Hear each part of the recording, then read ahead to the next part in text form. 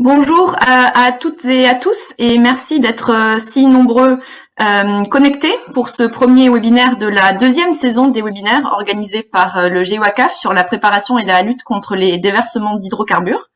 Alors tout d'abord, quelques détails techniques pour les participants. Donc, vous avez sur votre écran un chat dans lequel vous pouvez poser des questions auxquelles nous tâcherons de répondre à la fin du webinaire durant une séance de questions-réponses. Dessus de l'endroit où vous tapez votre message, vous pourrez trouver les documents et les présentations en format PDF qui seront mis à votre disposition pour télécharger à la fin de chaque présentation. Et enfin, si vous avez des problèmes de connexion, vous pouvez vous reconnecter en appuyant sur le bouton rouge « Se reconnecter » en haut de votre écran. Donc, après une première série de webinaires organisés l'an dernier sur les grands principes et le cadre général de la préparation et de la lutte contre les déversements d'hydrocarbures, dont vous pouvez d'ailleurs retrouver toutes les vidéos en replay sur notre site internet, cette deuxième série va se concentrer sur des sujets un peu plus spécifiques et techniques, tout en restant abordable pour un public assez large.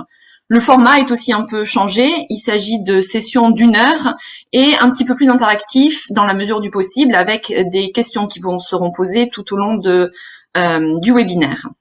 Donc, pour celles et ceux qui n'auraient pas assisté à la première série de webinaires et qui ne connaîtraient pas forcément le GEWACAF, je vais d'abord présenter le projet très brièvement avant d'introduire le webinaire du jour et les intervenants. Donc le projet GEWACAF, en français c'est l'Initiative mondiale pour l'Afrique occidentale, centrale et australe, a été créé en 2006 dans le cadre d'une initiative conjointe plus large, donc l'Initiative mondiale, qui est une initiative entre l'OMI, l'Organisation maritime internationale, et l'IPIECA, l'association de l'industrie pétrolière et gazière pour l'amélioration des performances sociales et environnementales. Donc le but du GEWACAF est de promouvoir la coopération entre les gouvernements et l'industrie dans l'esprit de la coopération OPRC 1990. C'est une convention qui est clé pour la préparation et la lutte contre les déversements d'hydrocarbures et qui a été présentée lors de précédents webinaires dans la saison 1, notamment les webinaires numéro 2 et 3. Le GEWACAF se concentre, lui, sur la côte atlantique de l'Afrique, comme vous pouvez le voir sur la carte. Il couvre 22 pays. Donc, l'objectif principal est de renforcer les capacités de ces 22 pays partenaires à se préparer et à lutter contre les pollutions par hydrocarbures pour permettre de mieux protéger l'environnement marin et côtier. Donc, pour cela, nous mettons en œuvre des activités d'assistance technique et ces activités sont variées. Elles peuvent consister en des ateliers, des formations, que ce soit des formations techniques ou juridiques sur la mise en œuvre des conventions, ou encore des exercices, que ce soit sur table ou de déploiement d'équipements. Donc, sur cette slide, en bref, c'est un résumé du fonctionnement du projet. Le graphique se lit dans le sens des aiguilles d'une montre en partant du haut. Donc, le GEWACAF est un projet, comme je l'ai dit, entre l'OMI et l'IPIECA, donc entre le public et le privé, visant à réduire les impacts des pollutions marines par hydrocarbures. Il soutient 22 pays partenaires dans le renforcement et la mise en œuvre des systèmes nationaux de préparation et de lutte. Et c'est bien cela, d'ailleurs, dont nous allons parler aujourd'hui dans ce webinaire. Le plan national d'intervention d'urgence est un document important de ce système national de préparation et de lutte contre les déversements d'hydrocarbures. Pour cela, le projet maintient un lien permanent avec les parties prenantes et notamment les 22 points focaux des pays pour fournir des solutions de renforcement de capacités adaptées aux besoins de chacun des pays. On organise des ateliers, des formations, des exercices et une conférence biennale tous les 2 ans, rassemblant les représentants des 22 pays. L'idée est de promouvoir une meilleure communication et une coopération entre les gouvernements et le secteur privé et d'encourager la ratification et la mise en œuvre des conventions internationales de l'OMI et en particulier la convention OPRC 90.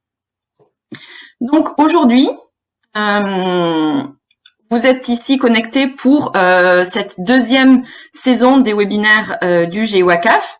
Donc le but est de s'appuyer sur la première saison qui était diffusée de juin à décembre 2020 et qui abordait les grands principes et le cadre général de la préparation et de la lutte contre les déversements d'hydrocarbures sous plusieurs angles, que ce soit technique, juridique ou institutionnel.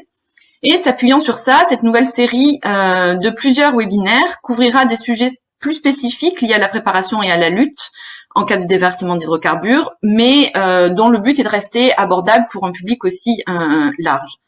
Le format est un peu changé. Il s'agit d'une session de 1 heure avec 2 présentations, dont j'en dirai quelques mots plus tard, et un peu plus interactif, avec notamment l'utilisation de quiz. Donc j'espère que cela fonctionnera. Et le webinaire d'aujourd'hui est le premier donc de cette série et est consacré au Plan national d'intervention d'urgence, le PNIU, et à ses annexes. Donc l'objectif de ce webinaire, c'est d'approfondir les connaissances qui ont été abordées lors de la saison 1, notamment dans le webinaire 3, qui avait été consacré aux grands principes de la planification d'urgence. Et aujourd'hui, nous allons faire un point sur l'un des principaux outils utilisés dans ce cadre, qui est le Plan national d'intervention d'urgence. Il s'agit de comprendre donc le processus de développement d'un PNIU et de connaître le contenu, notamment certaines annexes, et surtout l'importance de sa mise en œuvre concrète. Alors, pour cela, nous avons aujourd'hui 2 intervenants qui vont faire des présentations de 15 minutes, suivies d'une série de questions-réponses à la fin du webinaire. Donc, tout d'abord, Lindsay Page-Jones, voilà, qui vient d'allumer sa caméra, qui est conseiller technique chez Otra et qui présentera dans un premier temps le processus de développement et de mise à jour du PNIU. Et puis le docteur Franck Laruelle, qui est chef d'équipe technique chez ITOF et qui présentera les annexes et les aspects pratiques du PNIU et l'importance de la mise en œuvre concrète du plan. Vous trouverez d'ailleurs une description et un programme dans les documents à télécharger qui sont mis à disposition par ma collègue Chloé Gondot, que vous ne voyez pas aujourd'hui, mais qui s'occupe derrière de la technique et que je remercie.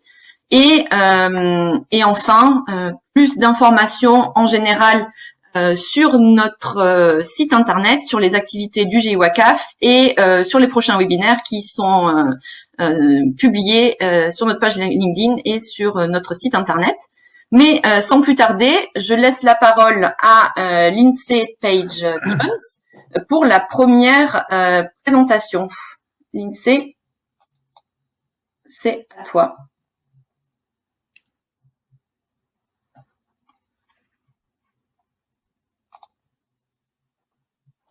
Bonjour, donc j'espère que vous voyez bien la présentation. Donc je suis Lindsay Page-Jones et nous allons démarrer cette première session par une discussion sur les éléments importants pour un plan d'urgence et puis les étapes de développement ou de mise à jour des plans d'urgence.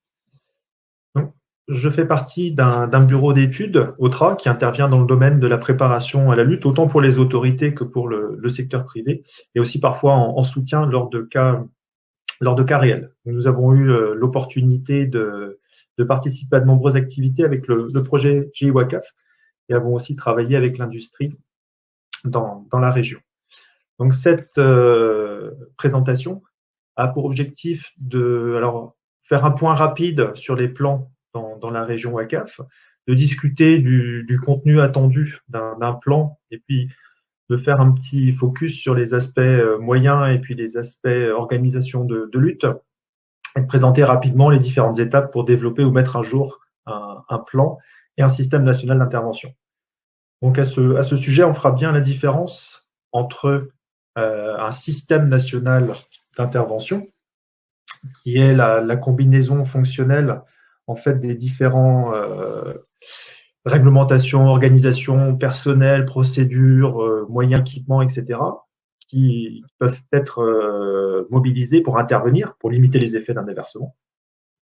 Et donc, le plan national d'intervention d'urgence, alors les termes varient bien sûr, mais qui est le document dans le pays qui va décrire et puis surtout officialiser ce système national de préparation et puis surtout d'intervention. Il va aussi décrire évidemment la mise en œuvre des dispositions des différentes conventions, notamment la convention PRC 90 sur la préparation et la coopération, mais aussi les conventions liées à l'indemnisation. Et puis c'est aussi bien sûr le cadre, ce document est le cadre général pour développer les autres plans sectoriels dans le pays. Donc si nous regardons la situation dans la région Ouakaf rapidement, donc comme on le voit sur la carte ici centrale, de nombreux pays, la grande majorité, ont un plan national d'intervention en place. Alors, bien sûr, ça ne reflète pas les capacités d'intervention réelles, opérationnelles du pays. D'autre part, un certain nombre d'éléments aussi sont toujours en cours de développement, comme ici, par exemple, l'intégration des dispositions de la Convention au PRC 90, ou la mise en place d'un système de gestion d'incidents, ou des politiques ou plans plus techniques, plus précis, pour la gestion des déchets ou le nettoyage des côtes, évidemment. Donc ces éléments sont bien sûr des éléments importants, et ils sont intégrés dans le plan ou au moins liés au plan national. Donc, la ratification de conventions et la mise en œuvre des dispositions est évidemment un sujet critique et un sujet bien identifié. Donc, ça mériterait une présentation en soi. Nous avons choisi d'axer cette discussion plus sur les aspects moyens et organisation. Donc, concernant le contenu d'un plan, il n'y a pas vraiment de standards internationaux. Alors, cependant, évidemment, certains éléments sont incontournables. Et puis, la Convention au PRC 90, donc est l'instrument similaire pour les substances nocives et potentiellement dangereuses, le protocole au PRC HNS, liste quelques éléments qui sont identifiés en bleu ici. Donc, on a en général une première partie ou des premiers chapitres qui vont rappeler les objectifs, la portée et la couverture géographique du plan, mais aussi évidemment le cadre réglementaire, les conventions qui ont été ratifiées par le pays et comment elles s'appliquent dans le pays. Et un point important, on va aussi rappeler ici évidemment les autorités nationales compétentes pour la préparation, pour la lutte, pour l'alerte et pour la demande ou la fourniture d'assistance. Et c'est aussi ici qu'on rappelle en général les responsabilités globales des autorités et du secteur privé. Alors une autre partie va présenter l'environnement, les risques de déversement et évidemment surtout les stratégies applicables. Alors elle peut inclure des dispositions plus précises comme les plans de protection des sites sensibles ou les politiques nationales d'utilisation des dispersants. Alors, dans un plan national, une partie vraiment fondamentale est celle qui décrit l'organisation de lutte et les mécanismes de coordination, avec en particulier les points focaux dans le pays pour l'alerte et la notification, donc le système national de coordination des opérations, et puis les réseaux de communication et de gestion d'informations. Donc ensuite, le plan est complété avec des éléments qui concernent la préparation, notamment par exemple les exigences en termes de formation et d'exercice, et puis les annexes et la documentation, par exemple les formulaires, les contacts, les inventaires d'équipements, les cartes de sensibilité, entre autres. Donc nous n'avons pas le temps ici de détailler complètement l'approche pour identifier et dimensionner les moyens de lutte. Par contre, certains éléments nous semblent importants à rappeler. Alors tout d'abord, quand on parle de moyens, on parle bien de personnel compétent et d'équipements spécialisés, des barrages ou des écrémeurs ou autres types d'équipements, et le soutien logistique pour leur mise en œuvre, que ce soit des navires ou des hélicoptères ou du transport terrestre. Effectivement, par exemple, des barrages de haute mer sont peu utiles sans des équipages compétents, sans des navires de haute mer et le guidage aérien pour amener ces navires sur les nappes. Il n'est aussi pas raisonnable pour un pays ou une société du reste de maintenir des stocks d'équipements pour tous les scénarios jusqu'au pire. Donc l'assistance est vraiment un principe fondamental. Donc, à ce sujet, l'industrie emploie souvent la notion de tiers 1, 2, 3 pour les niveaux d'incident ou les niveaux de moyens. Donc c'est une notion intéressante, mais qui doit être adaptée pour une utilisation à un échelon national. Donc l'autorité nationale doit s'efforcer là de garantir qu'une réponse, alors immédiate ou plutôt presque immédiate évidemment, aussi rapide que possible est possible pour tous les types de déversements sur le territoire et que les opérations, au besoin, peuvent monter en puissance. Donc, au niveau des entités, l'autorité va normalement s'assurer, par exemple dans un port ou un terminal, que des moyens sont bien en place sur site pour gérer les incidents mineurs qui sont souvent évidemment les plus probables, mais aussi pour poursuivre les opérations jusqu'à l'arrivée de moyens supplémentaires en cas de déversement plus important.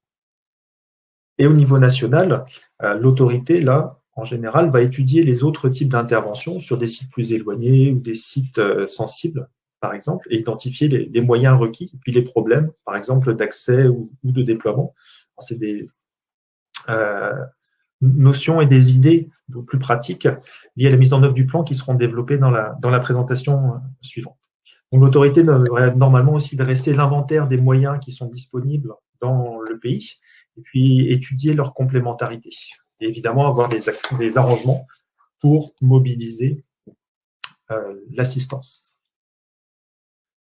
Alors, en termes d'organisation de lutte, évidemment, l'organisation administrative et territoriale du pays doit être prise en compte en même temps que les risques et la géographie du pays.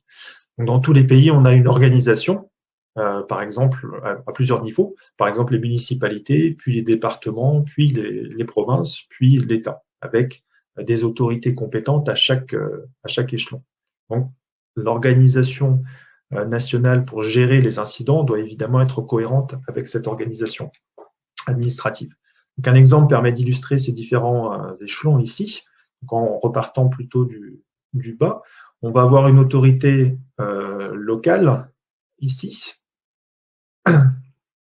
pardon, qui peut être par exemple le maire ou le responsable de la municipalité ou le responsable d'un port ou d'une installation pétrolière qui va superviser les opérations, tandis qu'elles seront vraiment mises en œuvre sur le terrain avec des commandants locaux et des commandants sur site.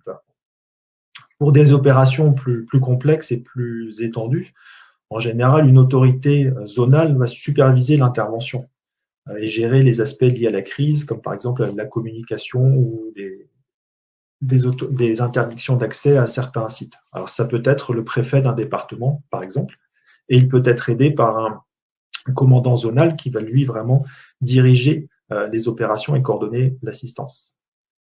Au niveau national, on va retrouver en général un coordinateur national ou un commandant d'intervention national qui, lui, va coordonner l'intervention sur l'ensemble du territoire, ainsi que la fourniture de l'assistance.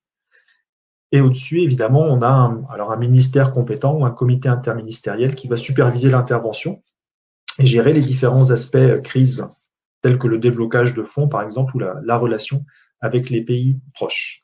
Donc évidemment, chaque organisation doit être adaptée au pays et elle sera différente pour un pays fédéral comme le Nigeria, par exemple. Donc, mais la partie responsable doit aussi être prise en compte.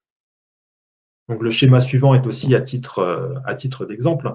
Donc, en cas d'incident de grande ampleur de l'industrie, celle-ci va mobiliser des moyens pour intervenir en mer et à terre, avec des équipes, différents navires, etc. Et donc, on aura ici, au siège de la société dans le pays, une équipe qui va coordonner la gestion de l'incident avec le soutien de la direction de la société. Donc, à ce sujet, l'Incident Command System est fréquemment employé par l'industrie. C'est un système qui est développé par l'administration américaine, qui a de nombreux intérêts, mais qui ne couvre pas forcément tous les besoins de gestion d'incidents au niveau national. Donc, en parallèle, les autorités mobilisent ici l'organisation, peut-être plus pour superviser, coordonner et faciliter les opérations. Et il doit donc impérativement y avoir coordination entre les différentes équipes à tous les niveaux, comme le montrent ici les différentes flèches grises. Donc, ces interfaces et ces mécanismes de coordination doivent vraiment être identifiés avant dans le plan. Et évidemment, ils vont être adaptés selon la partie responsable qui va être impliquée, que ce soit l'industrie, que ce soit un navire, que ce soit du transport terrestre d'hydrocarbures ou autre, par exemple. Donc, on va trouver sans doute différents ou des adaptations de cette organisation selon la partie responsable dans le plan national. Donc, en termes de développement ensuite d'un plan, c'est un processus assez complexe qui va impliquer beaucoup de parties prenantes. Il n'y a pas de méthode vraiment standardisée au niveau international. Par contre, on a beaucoup de retours d'expérience entre les pays. Alors, les pays d'une même région, par exemple de la région WACAF, mais on peut regarder ce qui se passe dans d'autres pays du monde aussi. Et ces retours d'expérience sont souvent très utiles et pourraient être plus étudiés, plus analysés sans doute et partagés entre les différents pays. Donc, dans tous les cas, une autorité compétente va être nécessaire pour coordonner ce travail de développement ou de mise à jour du plan, avec si possible une approche globale basée sur un cadre logique.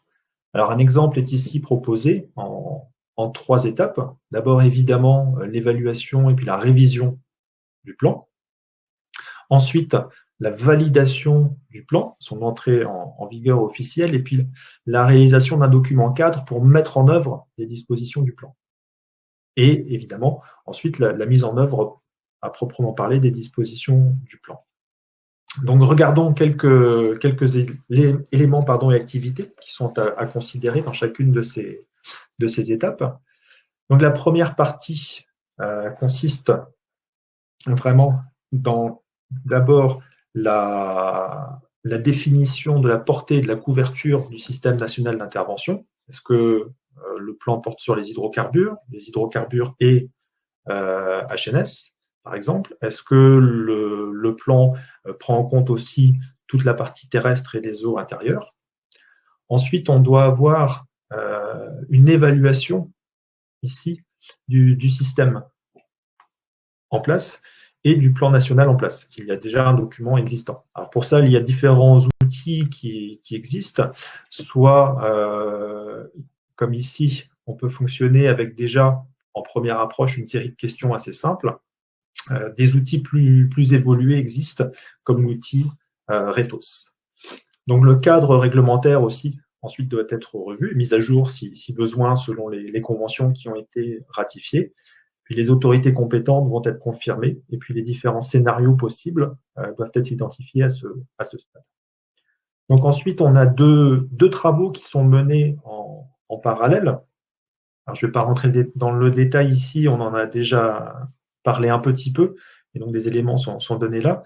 Mais on va d'abord avoir d'un côté la définition des stratégies de lutte applicables au niveau national et puis des moyens de lutte qui sont à prévoir, autant par le secteur privé que peut-être par les autorités. Et en même temps, on va avoir ici la définition des organisations et puis des mécanismes de gestion d'incidents et de crises.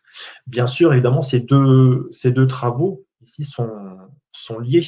Les organisations qui sont définies doivent bien permettre de gérer les différents types de scénarios de déversement qui ont été identifiés.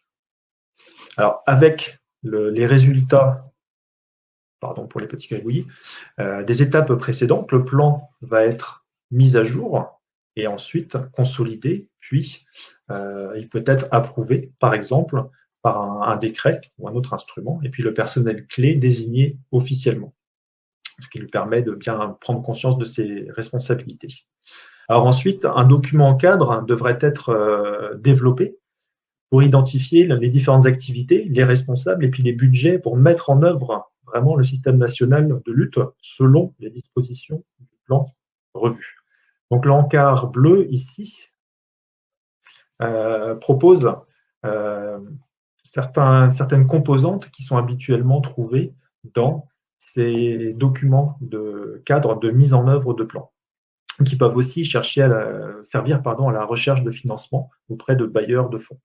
Donc évidemment, on va retrouver là les différentes composantes pour faire en sorte que le plan national devienne vraiment opérationnel. Donc à ce titre, évidemment, tout ce qui est formation et exercice joue un rôle prépondérant. Donc cette étape, évidemment, malheureusement, est rarement complétée dans tous les pays.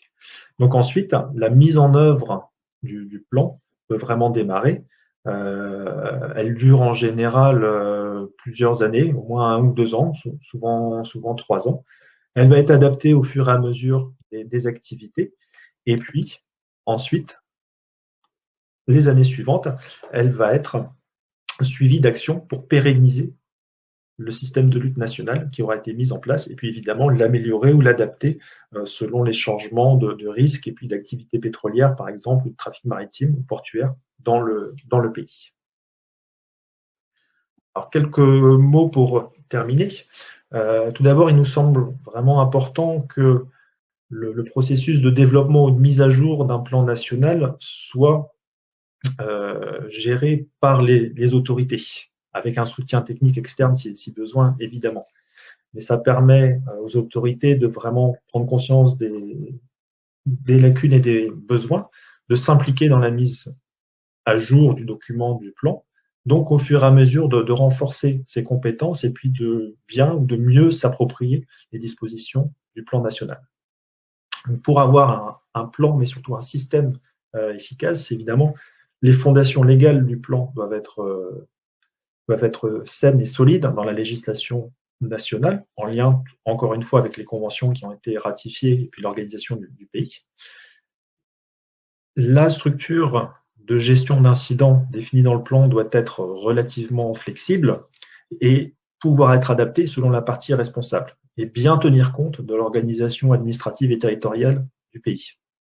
Donc, évidemment, les responsabilités des équipes, autant pour la gestion des incidents et des opérations que la gestion de crise, doivent être bien définies à tous les échelons, que ce soit local, zonal, départemental ou national. Alors évidemment, les mécanismes de coordination, on en a parlé, doivent être bien identifiés, autant que les moyens de lutte que l'accès à l'assistance. Donc, pour mettre en œuvre un système national de lutte efficace, évidemment, ça requiert un certain budget. Le soutien des hautes autorités du pays est clé, ainsi qu'un appui technico-financier externe aux besoins. Donc, à ce titre, les projets conjoints avec l'industrie sont évidemment une source de progression et de mise en œuvre qui sont souvent essentielles. Et enfin, des exercices réguliers basés sur des scénarios vraiment réalistes sont sans doute le meilleur moyen de former les personnes et tester le système pour avoir du personnel compétent et organisé, ce qui est vraiment une des clés de voûte d'un système de lutte efficace. Je vous remercie. Merci beaucoup Lindsay pour cette présentation très très claire. Alors maintenant nous allons mettre en ligne un petit sondage qui normalement apparaît au-dessus de l'endroit où vous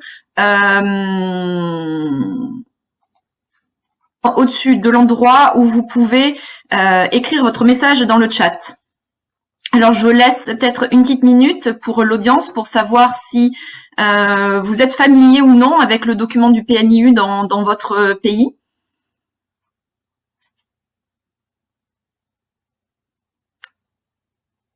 Voilà, pour avoir une idée des personnes qui sont dans l'audience, ça change.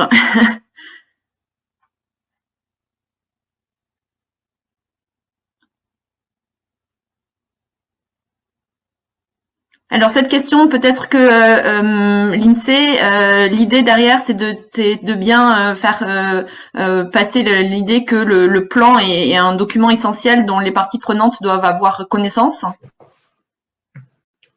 Oui, tout à fait. Et comme ce sujet sort en général des attributions normales des gens qui sont identifiés dans le plan, que ce soit au niveau des ministères des transports ou de l'environnement ou des ministères en charge des hydrocarbures, ça n'est pas toujours un document qui est bien connu et les dispositions ne sont pas toujours connues des principaux intéressés.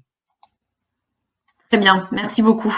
Alors, il semblerait que nous ayons une audience complètement partagée, 50-50% entre les personnes où la presse a un petit peu changé, qui sont familiers avec le document, avec le PNIU de leur pays. Je pense que on peut passer peut-être à la deuxième question. J'espère que la plupart des gens ont pu bien répondre et trouver où était la question. Sinon, je finis celle-là et j'en pose une autre. Vous aurez l'occasion de vous exprimer dans la prochaine question. Qui est pensez-vous que le système national de lutte dans votre pays permet de gérer efficacement les déversements à terre et en mer? Peut-être Lindsay a aussi un petit commentaire sur cette question. Oui, alors, c'est pas vraiment, évidemment, là, il n'est pas vraiment question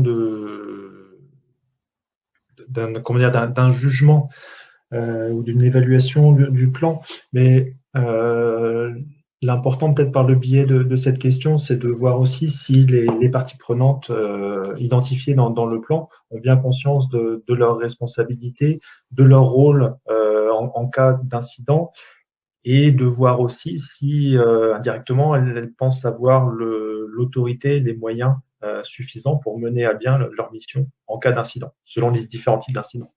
Évidemment. Merci beaucoup. Alors, on voit que là aussi, les résultats sont un peu partagés. Je laisse encore peut-être quelques secondes à l'audience pour pouvoir répondre. Il semblerait que, même dans la plupart des cas, ce soit 60% oui, non, cela varie. Mais c'est intéressant en tout cas de voir que l'audience est partagée dans les deux cas.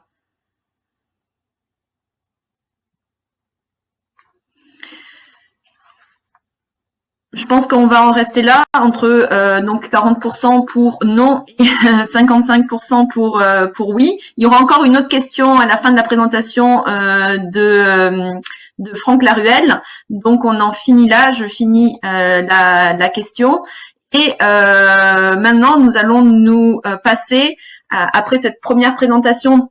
Donc sur le PNIU et la manière de le développer, les points importants à garder en tête lors du développement et de la mise à jour, à une partie plus pratique sur les annexes du PNIU. Franck, tu as la parole. Merci Émilie. Alors j'ai ouvert. Attends. Est-ce que vous voyez la présentation? Ah, start. Oui, c'est bon. Ok, bon, c'est bon, merci. Donc, bonjour à toutes, bonjour à tous. Mon nom est Franck Laruelle, je travaille pour iTop. Je vais revenir rapidement sur iTop dans la présentation. Donc, aujourd'hui, je vais vous parler des aspects pratiques et notamment des annexes d'un plan national d'urgence et en fait, ce qu'elles doivent contenir en général, idéalement, pour permettre une mise en œuvre réussie d'une opération de lutte anti-pollution. Donc tout d'abord, le plan de ma présentation avec une très rapide introduction à iTop et ensuite un listing un petit peu des thématiques classiques de la lutte anti-pollution avec une synthèse un peu de ce que peuvent contenir les annexes d'un plan d'urgence nationale en matière d'information pour permettre aux autorités en charge et aux acteurs de l'opération de réussir l'opération. Donc tout d'abord, iTop, qui sommes-nous? Très rapidement, en fait, nous sommes une petite structure, une petite organisation basée à Londres à but non lucratif qui est financée par l'industrie du transport maritime et qui propose un certain nombre de services et notamment la lutte, enfin l'intervention sur accident, sur pollution, pour produire du conseil technique, de l'expertise auprès des autorités en charge et auprès des parties responsables, donc les navires et leurs assureurs. Nous avons également un certain nombre d'activités liées à l'assistance en termes de formation, d'assistance pour relire et proposer des commentaires sur les plans d'urgence nationaux. Et puis, nous donnons également des conseils auprès des instances indemnisatrices, donc les clubs, les assureurs de navires, et le FIPOL, hein, donc le Fonds international d'indemnisation des pollutions issus de navires pétroliers lorsqu'il y a un accident, et nous leur proposons le service d'analyser le mérite technique des claims et des demandes d'indemnisation produites. Alors, nous avons travaillé avec GI WACAF depuis un certain nombre d'années, 11 ans exactement, et en particulier en participant aux conférences biannuelles et à un certain nombre d'ateliers. Vous avez une liste des thématiques à traiter dans ces différents ateliers sur la diapositive. Alors, le contenu des annexes, en fait, les annexes, c'est en quelque sorte un recueil d'inventaire de toutes sortes de logistique, de sensibilité, d'accessibilité, de type de matériel, que ce soit spécialisé ou non, de procédures, de guides pratiques sur l'utilisation de différents produits, de différentes stratégies, et qui va permettre, alors qu'il va pas forcément, toutes les annexes ne vont pas être forcément utiles pour chaque accident, mais dans un accident particulier, tous les accidents sont différents, en tout cas si elles impliquent tel ou tel aspect de la lutte. Et donc, elles vont permettre aux acteurs de la lutte, aux autorités et aux opérateurs d'avoir accès rapidement à tout un tas d'informations qui vont leur permettre d'améliorer le résultat de l'opération. Alors, je vais revenir dans les diapositives suivantes sur un certain nombre de ces thèmes, c'est pour ça que je passe assez rapidement. Alors, un point assez crucial, c'est la coopération, et notamment dans la région WACAF où l'industrie pétrolière est présente largement dans la plupart des pays, en mer et à terre. C'est vraiment la coopération avec l'industrie pétrolière. L'industrie pétrolière a un certain nombre de moyens, notamment de lutte en mer, disponibles. Ils ont un certain nombre de plans et effectivement, il est important que ces plans soient d'une part compatibles avec les plans nationaux d'urgence nationaux d'urgence du pays, donc des autorités nationales. Il est important que chacun connaisse son rôle. Donc la participation des représentants de l'industrie pétrolière aux exercices, notamment, est un point important pour une bonne compréhension de l'articulation des rôles et des responsabilités respectives. Évidemment, la liste des stocks d'équipements disponibles et leur disponibilité doit être inclus dans les annexes, dans la mesure du possible.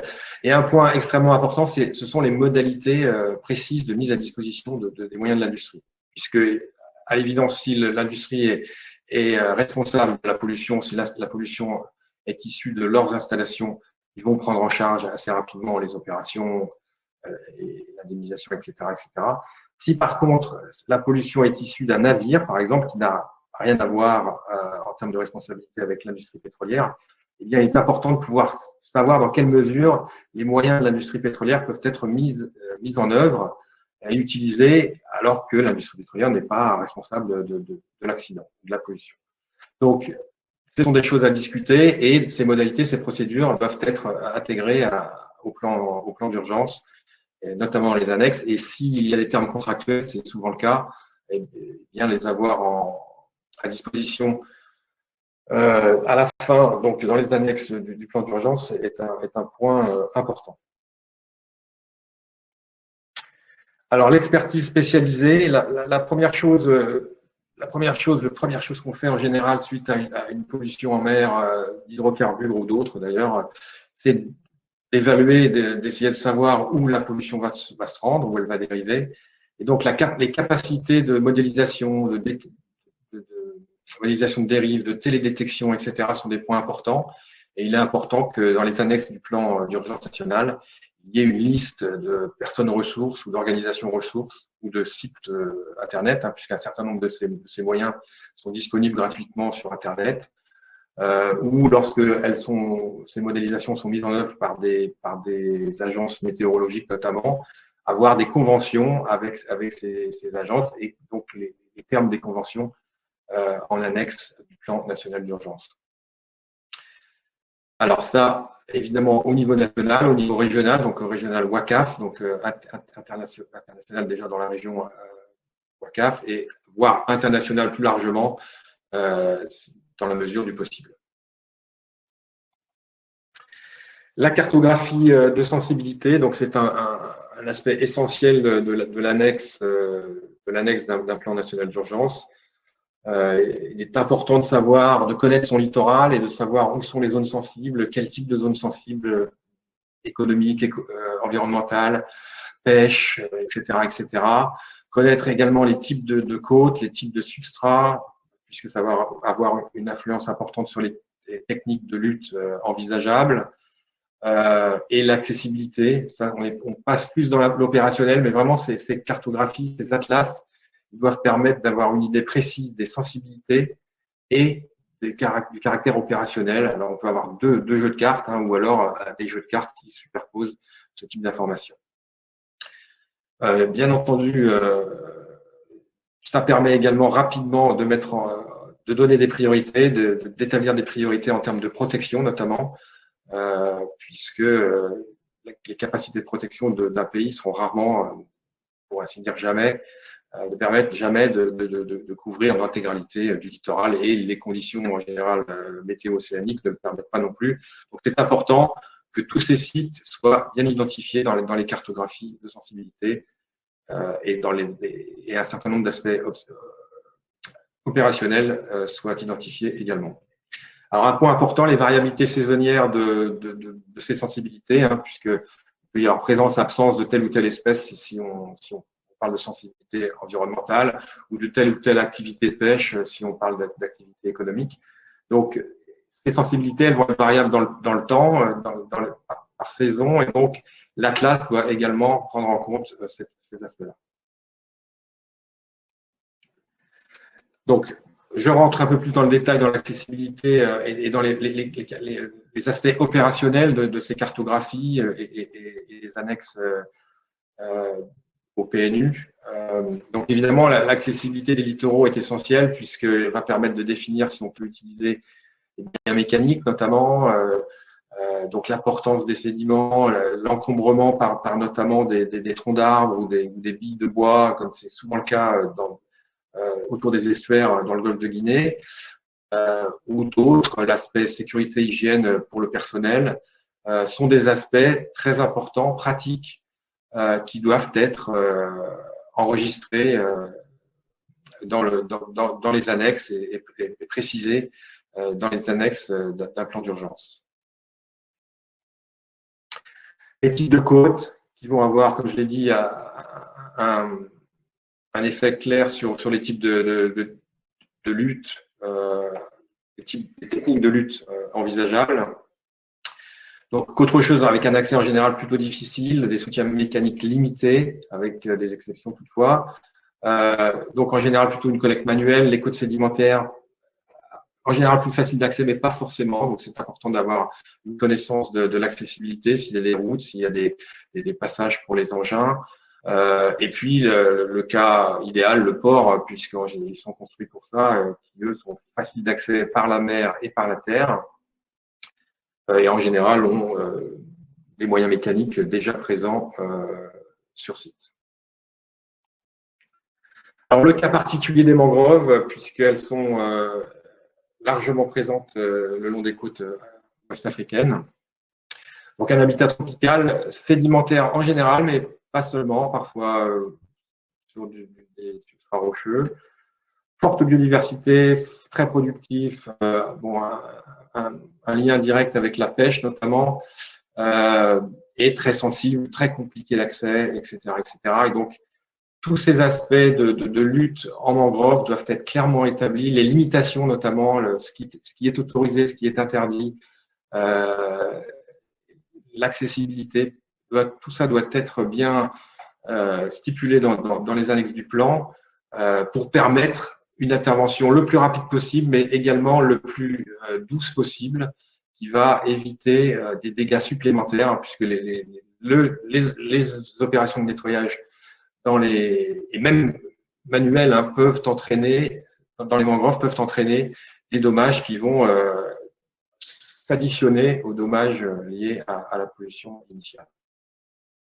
Donc vraiment, un aspect très très important à traiter dans les annexes du plan national et dans la partie sensibilité.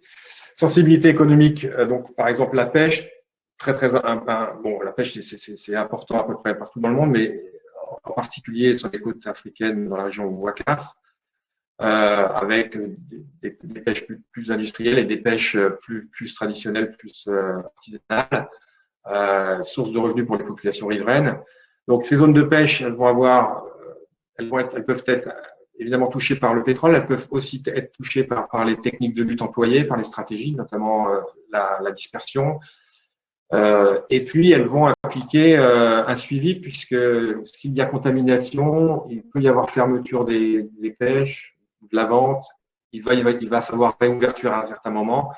Et donc, tout cela va impliquer un suivi de la qualité des produits. Donc, toutes ces informations, les zones où, par exemple, la stratégie d'utilisation des dispersants est interdite doivent être clairement établies et stipulées dans les annexes du plan.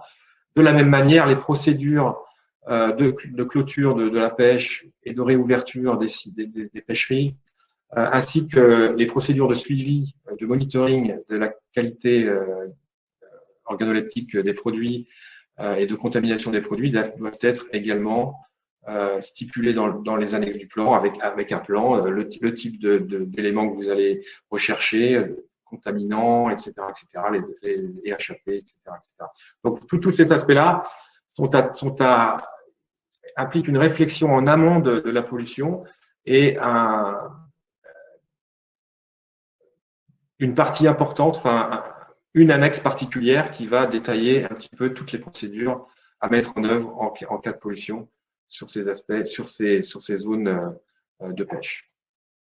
La logistique, alors pour ce qui est du nettoyage, c'est un point extrêmement important, et donc là on va rentrer dans des inventaires, hein, c'est-à-dire que les annexes doivent contenir la liste d'un certain nombre de moyens, donc les moyens maritimes notamment disponibles, et leur délai de mobilisation, c'est très important, hein, puisque s'il faut plusieurs semaines pour un navire pour arriver de son point de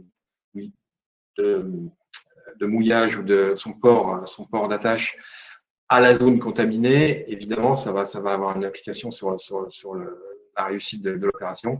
Donc, les moyens maritimes, délai de mobilisation, la liste des sociétés de lutte anti-pollution présentes sur le territoire national, la liste des fournisseurs d'équipements, de lutte spécialisés, mais également de lutte non spécialisée, hein, puisque les engins de travaux publics, certains types de matériel agricole, les hydrocureuses, tout ce qui est assainissement, transport, va être potentiellement utile dans le cas d'une pollution et de la lutte à terre. Les moyens de l'industrie pétrolière, comme je l'ai déjà dit antérieurement, et puis les moyens éventuellement internationaux disponibles, et puis alors, évidemment les accords de coopération qui permettent leur mobilisation, et de la même manière les délais de mobilisation. Tous ces types d'informations doivent être annexés au plan d'urgence. Stratégie de lutte, là je vais passer très rapidement puisque c'est pas le thème de la présentation, mais vu sous l'angle de toutes ces informations nécessaires pour une bonne mise en œuvre des opérations. Donc, je vais revenir sur les différents types de lutte. Donc, la mer avec trois grandes stratégies, la dispersion et le brûlage in situ. Alors, un certain nombre d'informations doivent être présentes dans les annexes. La politique d'utilisation des dispersants et de l'utilisation et de la mise en œuvre du brûlage in situ, la liste des produits autorisés et leur disponibilité, la disponibilité des moyens d'épandage, qu'ils soient maritimes ou aériens, et puis les limitations, la gamme des conditions météo-océaniques appropriées pour l'épandage des dispersants notamment, et pour le brûlage également, puisque le brûlage in situ ne peut pas être utilisé dans tous les types de conditions météo-océaniques. Donc, un lien direct avec la cartographie de sensibilité. Donc, ces zones interdites, s'il y en a, doivent être clairement établis et clairement stipulés dans la cartographie de sensibilité.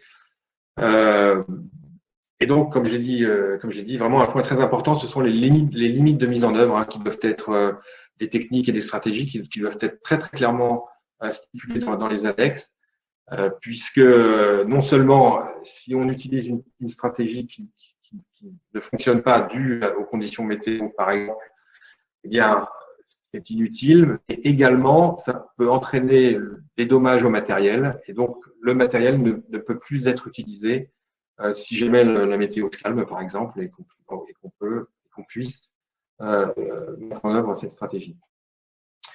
Alors là, c'est la même chose pour le confinement et la récupération, un certain nombre d'informations cruciales dans les annexes, les types d'hydrocarbures les types de récupérateurs qui sont efficaces par type d'hydrocarbures, les limites d'utilisation liées aux conditions météo-océaniques, la disponibilité en navires de lutte et leurs caractéristiques, et notamment le stockage, la disponibilité en barrage, en récupérateur, en système spécialisé, etc., etc.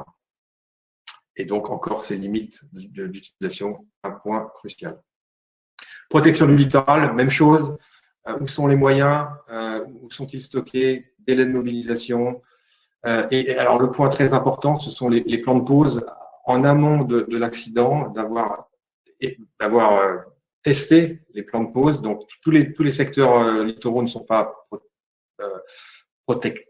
Donc, la protection de tous les secteurs littoraux n'est pas réalisable.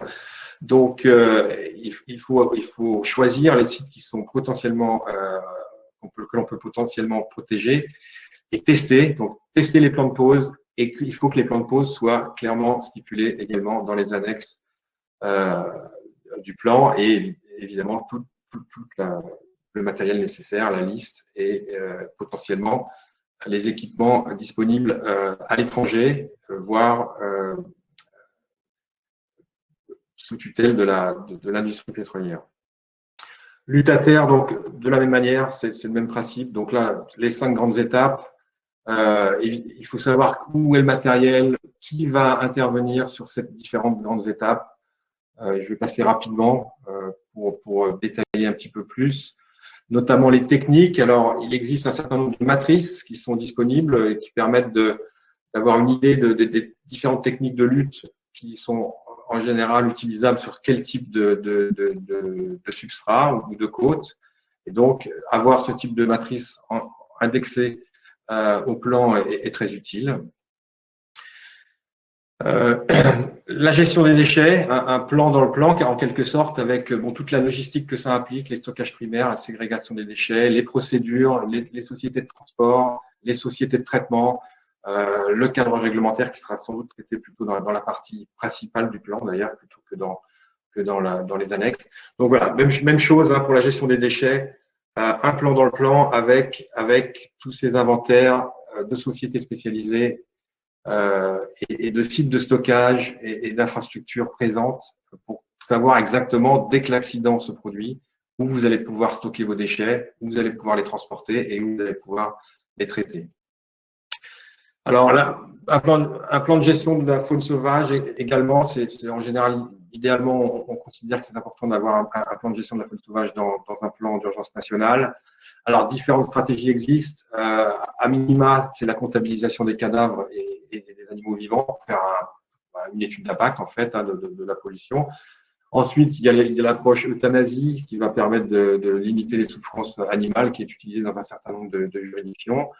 Et puis, certaines juridictions vont entreprendre la réhabilitation. Donc, il est important qu'une fois que la stratégie est définie, l'option est définie, vous ayez évidemment toutes les informations nécessaires pour mettre en œuvre cette stratégie qui va intervenir, les organisations spécialisées, les vétérinaires, donc des listes, des inventaires de personnes et d'organisations ressources est importante dans les annexes. La coordonnée des fournisseurs d'équipements, bien entendu, et de nourriture, c'est un point très important. Tous ces petits animaux, ils mangent éventuellement relativement beaucoup. Et donc, avoir des sources de nourriture, c'est un point logistique extrêmement important. Et pour conclure, je vais donc finir avec la formation et les exercices. il est important dans les annexes également d'avoir un programme de formation des intervenants et de mise en œuvre des exercices, alors différents types d'exercices qui vont être avec du déploiement pour les plus grands ou juste des exercices sur table mettant en œuvre la notification ou la mise en place d'une cellule de crise, etc., avec une fréquence qui doit être établie pour ces différents types d'exercices et de formations, avec des exercices et des formations pour les équipes de lutte en mer, pour celles de lutte à terre, pour les autres parties prenantes, etc., etc. Et puis, bien entendu, c'est important aussi d'avoir en annexe éventuellement les retours d'expérience de ces exercices et de ces formations, avec pour pouvoir, et puis la liste de ceux qui ont eu lieu précédemment, pour pouvoir utiliser cette information pour une mise à jour et une amélioration du plan d'urgence, qui est un document vivant qui doit être constamment mis à jour et amélioré. Et voilà, et ceci conclut ma présentation. Émilie, je te rends la parole. Super, merci beaucoup Franck pour cette présentation très complète des annexes. Alors peut-être que certains sujets ont été abordés, mais je tiens à préciser qu'il y aura justement des webinaires complémentaires sur ces premiers sujets donc abordés ici. Donc c'est vraiment très important sur les dispersants, la gestion des déchets et la gestion de la faune sauvage. Nous avons prévu des webinaires sur ces sujets en particulier. Donc j'ai vu que dans le chat, il y avait une question notamment sur comment traiter les déchets d'hydrocarbures collectés. Et cela fera l'objet d'un prochain webinaire. Donc ça, c'est très important de suivre cette présentation de Franck Laruelle qui mettait justement en perspective et l'importance d'avoir ces éléments dans les annexes du plan d'intervention d'urgence. Maintenant, je vais, comme promis, poser un autre quiz. Donc je le mets en ligne. Est-ce que vous pouvez le voir? Quel type d'informations doivent être disponibles dans les annexes du NIU? Donc, c'est un quiz directement en lien avec la présentation de Franck Laruelle. Bon, vous inquiétez pas si vous si vous répondez mal. Alors, il y a deux réponses possibles, mais je crois qu'on peut en cliquer sur une seule. Donc, voilà, choisissez celle que vous préférez. Voilà, donc oui, on peut sélectionner une seule réponse, mais il y en a deux qui peuvent être bonnes. Donc voyons voir si l'audience. Donc je laisse un peu de temps pour répondre.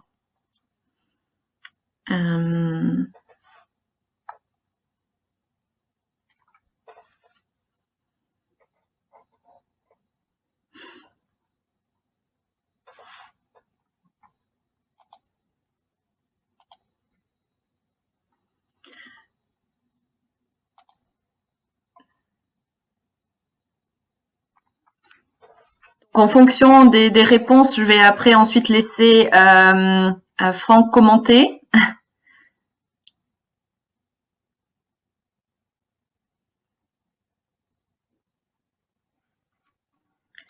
Je peux commenter maintenant. Oui, voilà. Alors, donc, une large majorité sur la première réponse, qui est effectivement une des bonnes réponses. Cartographie de côtes, zones sensibles et priorités de protection. Pas de réponse sur la liste des navires faisant escale annuellement dans les ports nationaux. C'est une bonne réponse, enfin une bonne absence de réponse, puisqu'effectivement, c'est incorrect. Coordonner des services fournissant des modélisations de dérives et de l'expertise technique, c'est également une bonne réponse. Il y a quelques réponses sur ce point-là. Et puis, dernier point, la cartographie détaillant la localisation des parcs nationaux dans le pays. Alors, quelques votes. En fait, c'est une réponse incorrecte, puisque, alors, sauf si effectivement le parc national est un parc national maritime. Dans ces cas-là, c'est important de l'avoir dans la cartographie de sensibilité. Mais les parcs nationaux terrestres, par exemple, avoir la localisation et les sensibilités dans les parcs nationaux terrestres qui ne sont pas en contact avec le littoral n'a pas d'intérêt particulier puisqu'elles ne sont pas vulnérables à la pollution par les hydrocarbures. Très bien, merci Franck. Donc, les bonnes réponses, c'est la cartographie des types de côtes, zones sensibles et priorités de protection et coordonnées des services fournissant des modélisations de dérives et de l'expertise technique. Mais je suis bien d'accord qu'on pouvait en sélectionner qu'une, donc si les gens en ont mis qu'une, c'est peut-être voilà, c'est à cause de la limitation du quiz malheureusement. Alors, dans les 2 minutes qui nous restent, je vais juste poser les questions qui ont été posées dans le chat et que Chloé, que je remercie, nous a signalé. Il y en a une qui est intéressante, qui est quels sont les moyens de communication à mettre en place pour une bonne vulgarisation du PNIU. Est-ce que l'un de vous deux, Franck ou Lindsay, voulez répondre à cette question? Oui, pas de souci. Oui. Vous pouvez mettre la caméra si vous voulez. Pardon. Sans doute une des premières choses ou un prérequis à ça va être de désigner officiellement le personnel qui a un rôle à jouer dans l'organisation nationale. Parce qu'en fait, c'est auprès d'eux que les dispositions du plan doivent être vulgarisées. Après, je pense que Franck pourra compléter et a déjà largement répondu. Les formations et les exercices réguliers sont sans doute le meilleur moyen.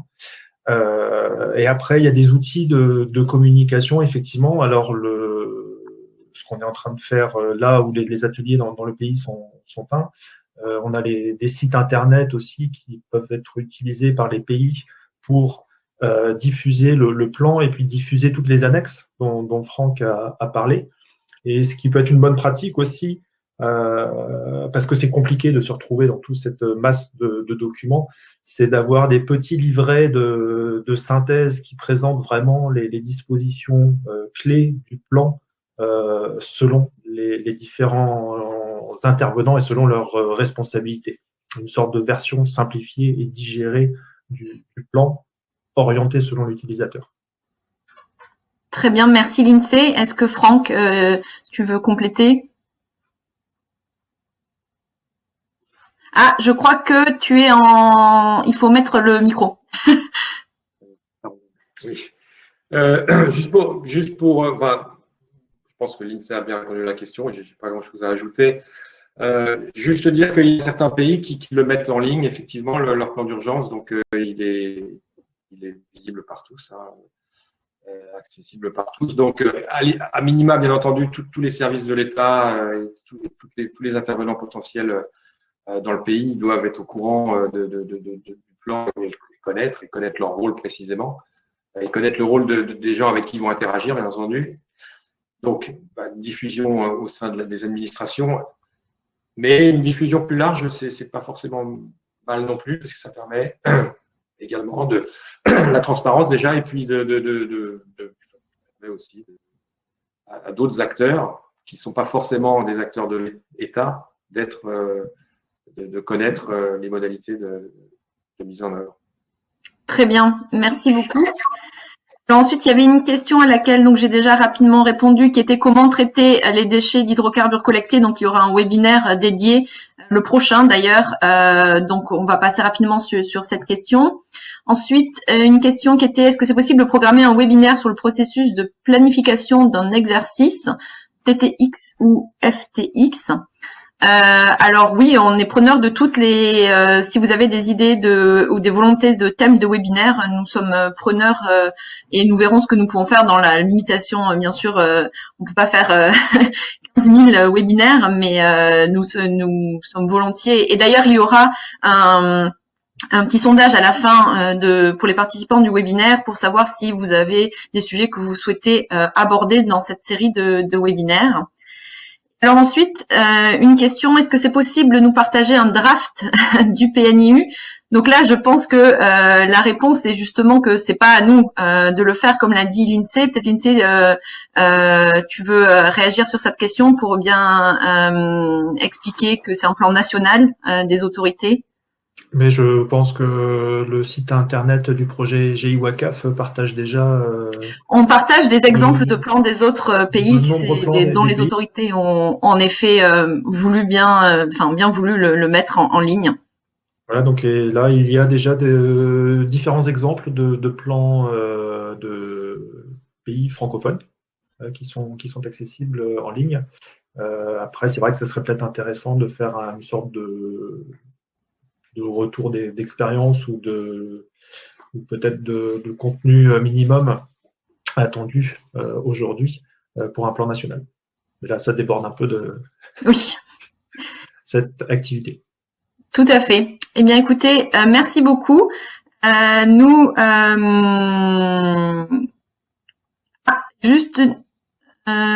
Je vois qu'il y a enfin comment mettre en place les points focaux par région pour le GEWACAF. Donc ça, c'est auprès de l'administration, c'est une désignation officielle de l'administration qui nous envoie une lettre à l'OMI et au GEWACAF. On va en finir là parce que on a débordé déjà de 5 minutes. C'était 1 heure. Merci beaucoup pour vos présentations et pour la participation des participants et à la réponse aux questions. J'espère que vous avez aimé ce webinaire et je vous donne rendez-vous pour le prochain dans 1 mois et demi à peu près. Nous en ferons communication sur notre site internet et notre page LinkedIn sur la gestion des déchets. Merci beaucoup Lindsay et Franck et à bientôt. Merci, au revoir. Au revoir.